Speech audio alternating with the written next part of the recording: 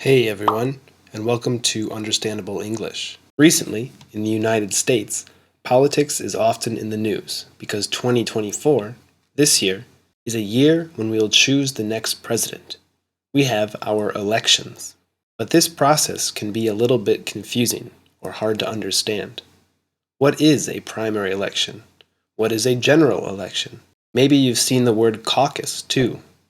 Well, today I'm going to talk a little bit about this process so that you can understand it when you read about it in the news. Let's start with a general overview, or a layout, or a map of the process of how to become the president. First of all, we have two parties, the Democrats and the Republicans. Now, we actually have many more than just two, but they are very small parties. So, to make things more simple, let's just say there are only two parties. The first step to becoming the President of the United States is to be chosen by your party. We call this getting the nomination. So, for example, let's say there are 3 Democrats that want to be president and 7 Republicans that want to be president. Each party has to choose one person to get the nomination. They do this in the primary elections. When there are only 2 people left, that is, one Republican candidate and one Democrat candidate, we have the general election. This is the big election that decides who will become the next president. So today, we are going to discuss the primary elections. This is one of the parts of US elections that is most often misunderstood, because each party and each state chooses their candidate or their nomination a little bit differently. So how can a candidate get the nomination?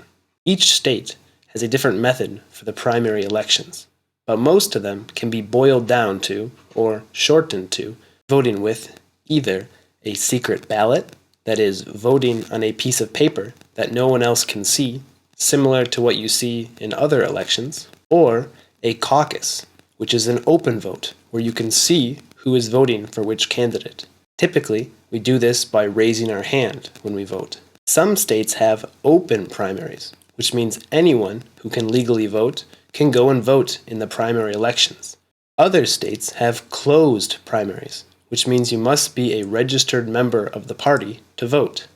That means you must be a Republican to vote for the Republican primary, and you must be a Democrat to vote for the Democratic primary. When a candidate wins a primary election or caucus in a state, they get a certain number of delegates, or points. Some states have more delegates, or points, than others because it is proportional to the population of the state. That means if you have more people living in a state, they have more delegates, or points, to give to the primary candidates. New York, California, and Florida all have a lot of people, so they have a lot of delegates. Alaska, for example, doesn't have many people, so they only have a few delegates.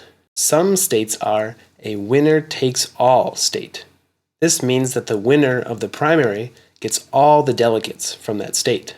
Other states divide the delegates proportionally by how many people voted for each candidate. To get the Republican nomination, you need to get at least 1,215 out of 2,429 delegates.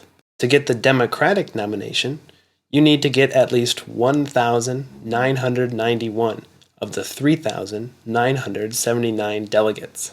This process of primary elections typically lasts from January to June of an election year. During this time, the candidates are campaigning, which means they're visiting their constituents, that is, the people who they represent, the people who are voting for them. They are raising money and having debates, which are like discussions about politics and their plans to fix problems. These debates are often public. They're in front of an audience or on TV. At the end of this process, after all the primary elections have happened, in July or August, there is a big national convention when the delegates officially are given to the candidates and the nomination is officially made. There are normally some speeches by the candidates and other politicians as well. They often give endorsements, that is, they say that they support this nomination. After all of this, it kicks off, or starts, the campaign process for the general election. That is the big presidential election in November that decides who is going to be the next president. I'll make a second video about that later this year. I'm going to make a few other videos that help explain American politics and elections. Feel free to subscribe if you are interested. As always, have a wonderful day.